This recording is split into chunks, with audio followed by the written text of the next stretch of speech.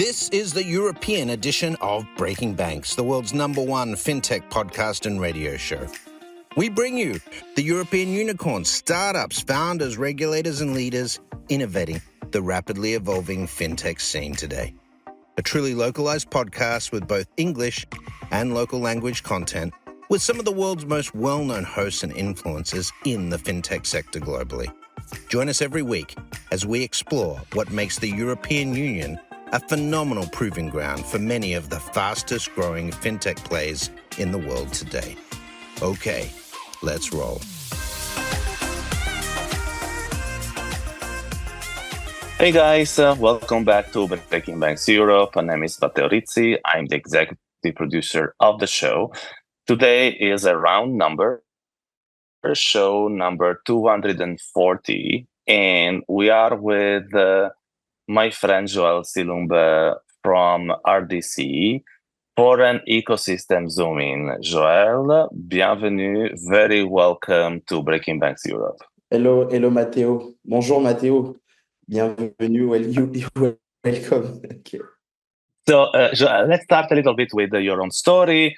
Tell us a little bit who you are and a little bit about start talking about the RDC ecosystem, a country that for many of our others and listeners wouldn't be exactly the first Africa country that comes to mind, right? Exactly. for this session. So thank you very much, Matteo, for giving us this opportunity to talk about DR Congo, a very huge country.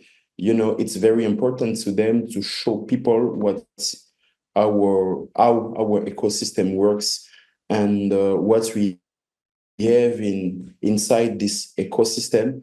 So I'm Joël Silumbe, expert on the fintech sector in DR Congo with many years of experience. I'm also member of a Congolese association named Congo Fintech Network, created since last year. And also each other, we are all of us, we are member of Africa Fintech Forum. So I'm one of Africa Fintech Forum, in charge of events, partnership, and investments inside of this very, very good Francophone, I can say it's French-speaking country association. So thank you, Matteo, for this opportunity once again. You're really welcome, Joel. Actually, I believe that in general, Francophone Africa is one of the best hidden secrets of the continent. We're talking about 400 million people, mostly under one currency. There is a lot of innovation coming up. It is still it's not really a nascent ecosystem anymore because there are a lot of things were happening, but clearly not yet at the level of the big English-speaking countries such as Nigeria or Kenya, exactly, or even like the whole East Africa conglomerate, right? So talk us through a little bit, how is the Congo ecosystem structured? Who are the movers and shakers? When the first startups show up, do you think, what is the degree of innovation? Like generally speaking, shed a bit more light for us into what's happening there. Yes, exactly, Matteo. The Congolese ecosystem exists since many years now. We are not on an introduction or beginning parts, but there is some evolution since, I can say, more than 10 years. So actually, we are on a good way to increase numbers of fintechs in the country and to make that, in the population minds, they have to be very familiar with fintechs operation or fintech products or services. So Actually, the ecosystem is on the good way, as I say. I can show you, for example, signs. If we do something like a timeline, science 2020 to 2012 to 2016, for example, we got only 3 telcos who provide mobile money at this time, at the past. Roughly 10 years ago, more or less, right? Exactly, we can say more than 10 years ago. And it's 2020, with the COVID pandemic, we increased number of telco. We got 4 telco. We have telcos who provide mobile money. We have Vodacom with how big is the population Money, in RDC, Joel? How big is the population? Yeah, we are talking about a market with 100 million population. And if you take only the Central Africa, you can solve something like about 200 million.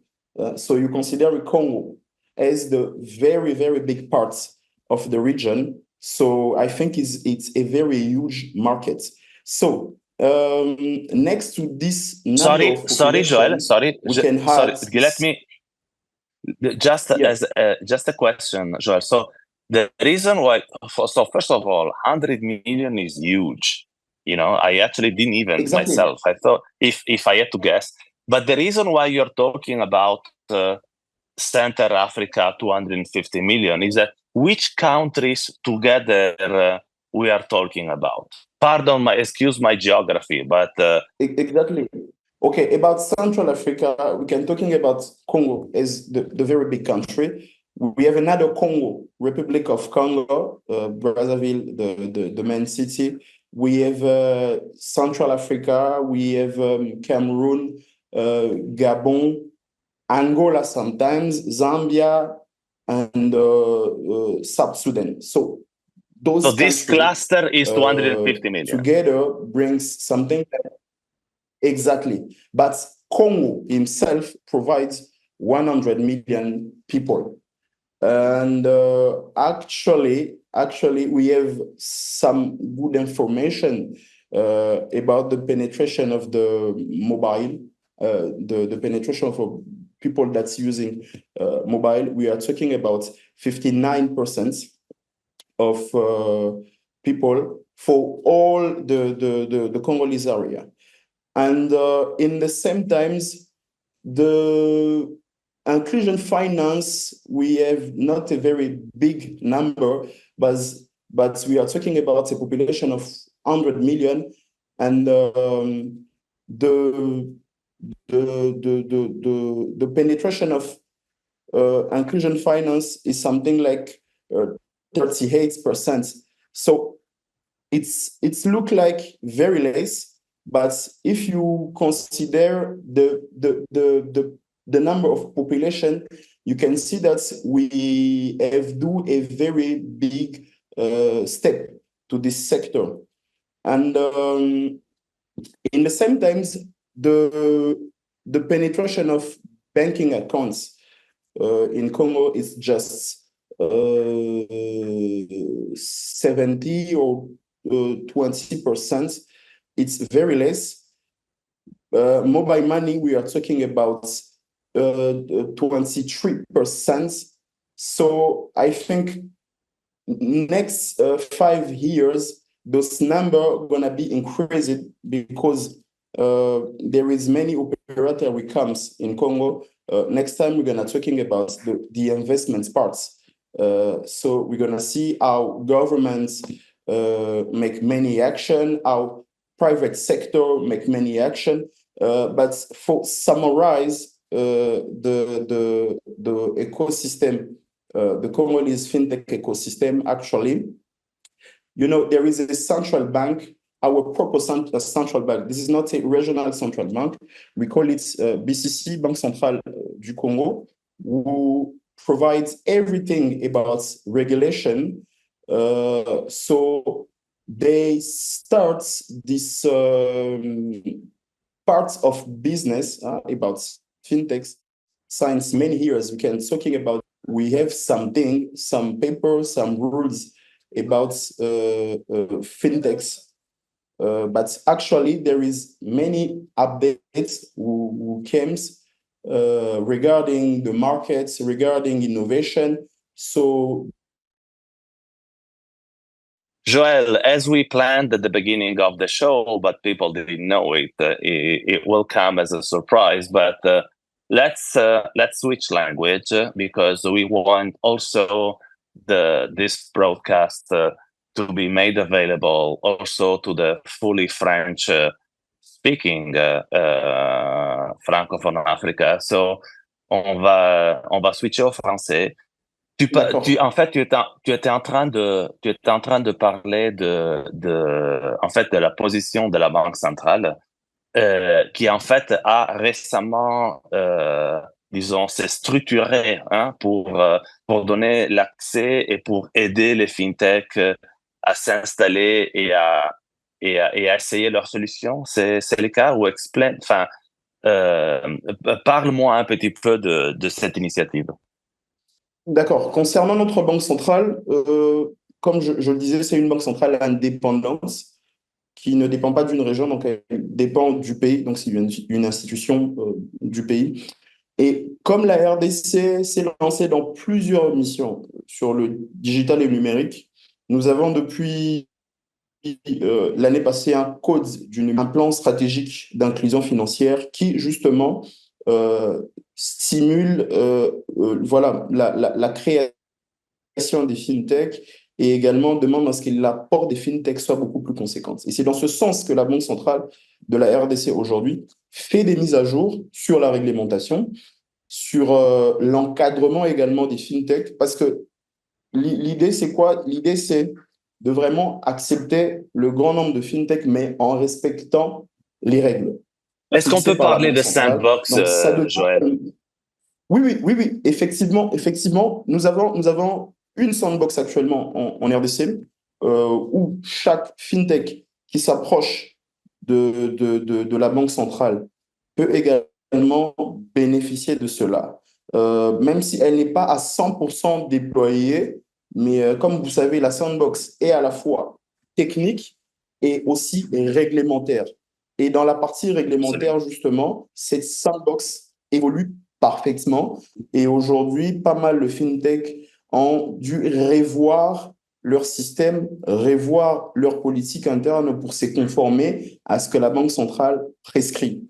Donc, il y a beaucoup d'innovations aujourd'hui. Je pourrais également partager à nos différents participants une documentation malheureusement en français qu'on va essayer de traduire sur les prérequis de la Banque centrale, sur ce qu'elle demande, ce comme loi. Donc, vous verrez que c'est pratiquement la même partout en Afrique que partout au Kenya, Nigeria et consorts. Il y a également des fintechs qui existent au Kenya et opèrent en RDC sans le moindre souci. Je pense que plus tard, on va encore développer quelques concepts. Et explique-moi, Joël, et pour l'instant, on va se focaliser sur les 100 millions en fait de Congolais. On a dit il y a une inclusion financière d'à peu près 38%.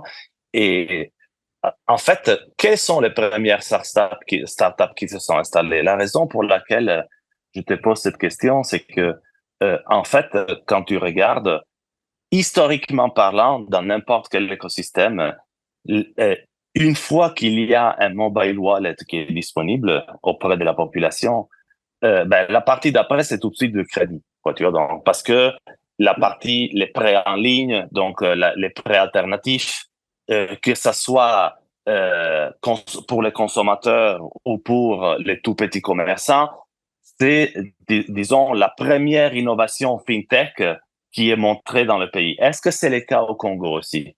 Ou est-ce qu'aujourd'hui, il n'y a pas encore, tu vois, de ce type d'initiative? Parce que si ce n'est pas le cas, je suis certain que limite, on devrait la faire nous, quoi, tu vois. Non, le Congo a beaucoup évolué.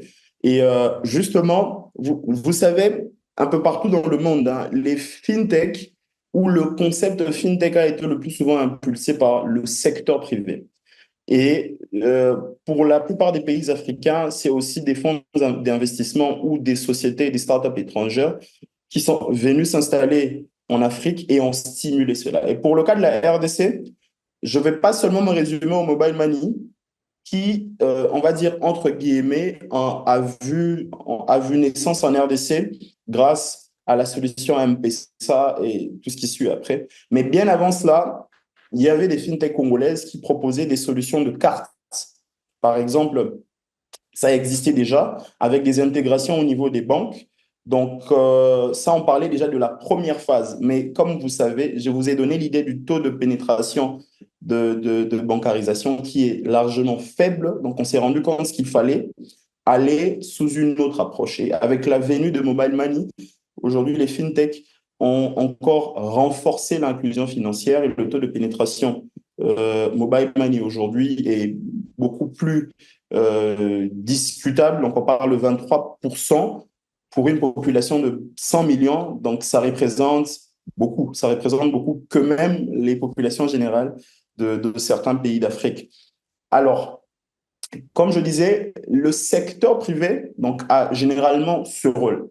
Et pour la RDC, ça a été également des initiatives 15 ans, presque 20 ans en arrière, certaines sociétés spécialisées dans les solutions informatiques et dans les services financiers qui proposaient des solutions sur la personnalisation des cartes, qui proposaient des solutions microfinance et consorts. Et de là, quand le produit Mobile Money a fait son entrée en RDC, ils ont intégré ce service pour aujourd'hui nous proposer l'un des plus grands marchés fintech qui puisse exister en RDC. Et, et en fait, mis à part en fait cette première innovation, est-ce qu'il y a d'autres startups qui notamment ont levé de l'argent au Congo, qui sont purement congolaises? Et ben, parle-nous un petit peu aussi de, tu vois, est-ce que les venture capitalistes, est-ce que les investisseurs font plutôt partie du secteur privé ou est-ce qu'ils commencent à s'intéresser à l'écosystème aussi? D'accord. Il y a vraiment un intérêt suscité depuis 2020. C'était même un intérêt mondial. Donc, on va dire après la crise, on a vu combien c'était important de payer en ligne en étant chez soi. Et pour la plupart des cas en RDC, l'évolution du secteur est également due par rapport aux besoins ressentis par la population. Moi, je vous donne un exemple aujourd'hui. Si vous aimez le foot, vous suivez à la télé, mais aujourd'hui, on vous oblige à suivre le foot sur votre smartphone. Vous serez obligé d'aller suivre le foot sur votre smartphone. Et ça a été le cas. Certains services, certains besoins sont venus avec une forme d'obligation de passer que par le mobile money. Et il y a eu un réel besoin, parce que les mobile money aujourd'hui, ça facilite vraiment les transferts au niveau local. Donc, le transfert de fonds au niveau local sur l'étendue congolais et je dirais à 80%, même 90% sur les mobile money. Donc, c'est ce besoin qui est également à la base de son développement. Si je dois parler des VC, il y a des startups qui ont levé des fonds au niveau local et au niveau international, mais ces levées des fonds étaient beaucoup plus importantes au niveau international, c'est-à-dire à l'extérieur du pays. Mais après, j'ai tenu également des discussions avec certains groupes VC africains qui ont de l'intérêt pour la RDC, qui veulent également soit venir palper le marché, soit venir s'installer. Mais depuis toujours la même période de 2020, donc je crois que c'est vraiment une période qui a fait avancer les choses chez nous. C'est qu'on a aussi des plateformes, on va dire, VC, Angels, Business Angels qui ont été créées. Donc, je parle par exemple de DRC Angel Impact, qui est l'un des groupes très importants de la RDC de Madame Anna Soubaï, qui est l'un des membres. Donc, c'est ces genres de structures qui ont également permis à certaines fintech de lever des fonds au niveau local et de bénéficier également des contacts au niveau international. Et par la suite, nos associations, également notre association, je vais également revenir sur la question des associations. J'avais manqué de le souligner quand on était en anglais. C'est que nos associations également, nous avons cette mission aujourd'hui de renforcer ce secteur VC. Il y a des sociétés aujourd'hui qui sont dans l'advisory, qui sont basées aussi en RDC, je prends le cas de Velex Advisory, qui développe également cette branche et qui est en train d'accompagner une fintech aujourd'hui dans tout ce qui est retail et réseau d'agents. Donc ça, c'est des projets très intéressants que je suis en train de voir au niveau local, mais les pays africains francophones, je ne sais pas si c'est le cas partout, mais selon ce que je vois également, c'est qu'à un moment donné, l'État également prend le devant, pas qu'en tant que VC, mais dans la promotion de certaines solutions, dans peut-être des fonds publics qu'ils disponibilisent justement à des entrepreneurs. Ça, pour le cas de la RDC, oui, il y a eu quelques cas de manière générale dans le secteur du digital. Donc, c'est vraiment ça qui crée de l'engouement, c'est vraiment ça qui fait encore vivre les fintech en RDC, mais pour la plupart, c'est des initiatives personnelles ou des sociétés existantes en dehors du Congo qui vont venir s'implanter et qui voient le potentiel du marché et également ce besoin qu'aujourd'hui les populations congolaises ont sur le paiement digital, ont sur les services financiers digitaux. Et il y a un peu de tout ça. Donc, on est dans un écosystème qu'on ne peut plus présenter aujourd'hui. On peut peut-être le présenter pour le public extérieur qui n'a pas assez d'informations sur la RDC, mais c'est un écosystème qui existait déjà, qui a eu beaucoup de précédents. Aujourd'hui,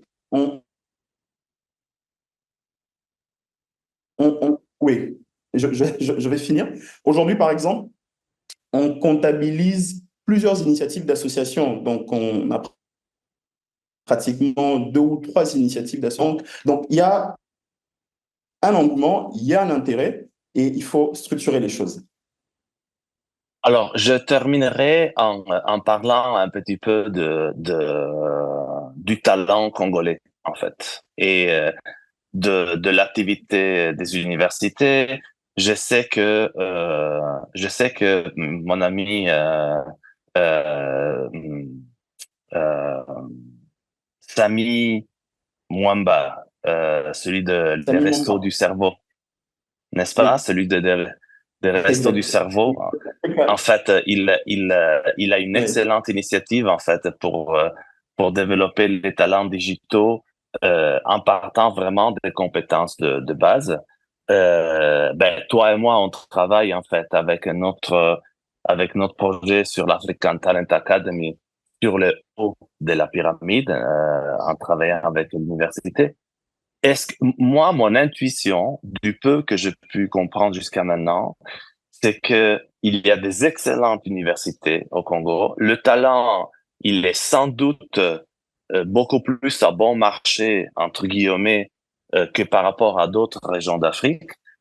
Et que si on arrive effectivement à trouver une façon de vraiment augmenter les compétences, peut-être même en les verticalisant sur certains métiers et pourquoi pas celui de la fintech, je pense qu'il y aurait une belle opportunité en fait pour les jeunes talents congolais. Qu'est-ce que tu en penses? Exactement. J'étais déjà partant depuis Marrakech sur l'idée. Il y avait déjà mon agreement donné par rapport à ça. Parce que ce qui est important dans le projet, c'est qu'en même temps, nous formons, nous allons former des futurs patrons d'entreprises dans la fintech et également de la ressource humaine pour les sociétés qui veulent développer le secteur en RDC. Mais aussi, ce que moi j'ai trouvé intéressant, nous parlons de la programmation qui va également donner la possibilité à ce que les talents congolais aujourd'hui puissent bien s'armer pour développer des solutions. Il y a une chose que j'ai remarqué sur le marché africain et sur le marché congolais, surtout en Afrique francophone, c'est que certaines fintechs sont là, les solutions sont là, mais nous manquons aujourd'hui des vraies solutions e-commerce développées en Afrique, développées par des Africains qui puissent intégrer ces solutions afin de faire développer le business. Donc, ces talents auront également pour objectif aujourd'hui de réfléchir sur des use cases, de réfléchir sur des vrais projets qui touchent vraiment la population et qui répondent vraiment aux besoins de la population pour permettre à ce que les fintechs dans la partie business puissent aussi se retrouver et élargir les champs d'action. Le cas de la RDC, par exemple, si je dois partager le marché, le transfert d'argent, c'est les mobile money. C'est aussi depuis un moment donné les banques qui se sont lancées. Il y a également des solutions de gateway payments qui prennent la part du marché. Mais on se rend compte que, à part les mobile money qui ont vraiment une clientèle assez large, parce que si je vous donne le cas d'un opérateur, par exemple comme Vodacom, il est à plus de 2 ou 3 millions d'abonnés sur toute l'étendue nationale. Donc ça, il faut voir les transactions qui se font chaque jour. C'est juste incroyable. Mais si nous arrivons également à ajouter des services, à ajouter des produits qui ont un besoin réel, mais ces produits, au fait, c'est des idées à la base, mais des idées qu'il faut matérialiser par des programmeurs pour digitaliser. Et les fintechs aujourd'hui sont vraiment en manque des clients. La plupart des clients sont dans le secteur du gaming, par exemple, qui sont des très grands clients. Donc, chaque fintech en RDC a forcément un gaming qui l'intègre. Et ensuite, c'est aussi les solutions de transfert d'argent sur application, wallets et consorts. Donc, on va également parler des billetteries et tout ça. Mais on a vraiment besoin que l'e-commerce également puisse être boosté. Parce que ces deux domaines, en réalité, sont intimement liés. Et donc, on va parler de l'e-commerce en général. Donc, c'est-à-dire tout ce qui nécessite un guichet de paiement en ligne doit vraiment être boosté en RDC pour encore créer plus de services, plus de produits et plus d'engagement des fintechs. Et pour finir, cette idée sera vraiment dans les jours qui suivent acceptée par l'université, cette initiative, pardon, acceptée par l'université de Kinshasa, par le directeur du département des mathématiques et informatique que nous avons rencontré.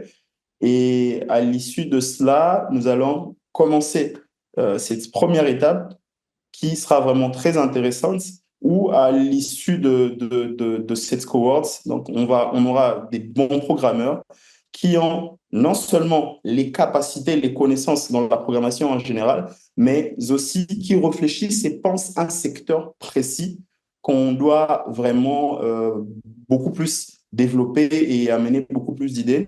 Parce que si on se fie à tout ce qui a été publication de la Banque mondiale, publication des Nations Unies, parce que dans la démarche de notre association, nous suivons également les ODD, et on voit que la partie développement aujourd'hui est dans le digital. Et le digital également, c'est la fintech. La fintech, c'est aussi le développement, c'est l'inclusion financière qui réunit pas mal de concepts sociétals qui feront en sorte que nous atteignions un développement durable. Joël, merci beaucoup de ton intervention. Le temps de l'émission est maintenant échoué. J'ai hâte, en fait, de venir pour la première fois au Congo. Je suis certain que d'ici début 2025, je viendrai surtout parce que je sais que tu as pris vraiment à cœur ce projet avec l'université et j'espère qu'on sera ici l'année prochaine, en fait, à parler des résultats de cette initiative. Et Joël, encore une fois, je te remercie énormément d'avoir participé à ce show. Merci beaucoup, Mathéo. Moi, je vous remercie surtout pour avoir shifté aussi en français parce que c'est très important. L'univers francophone doit être boosté. Donc, bientôt, là, on sera également au Franco-Tech à Paris. Je pense qu'on pourrait également, dans la foulée, voir comment diffuser également cette émission à certains participants pour qu'ils voient également l'écosystème de la RDC, comment ça se comporte. Et voilà, je te remercie beaucoup. vivement le projet que nous sommes en train de développer en RDC. Et comme on dit chez nous, Mbote, bienvenue à Kinshasa l'année prochaine. Okay, guys, that was a snapshot on ecosystem zoom-in on RDC, and it's a wrap. Thanks for listening to Breaking Banks Europe, a Provoke Media podcast in cooperation with FinTech Stage. Don't forget to tweet us out, shout out, or post to the team at Breaking Banks EU on Twitter. If there's something or someone you'd like to hear on our cast, let us know. See you next week on Breaking Banks Europe.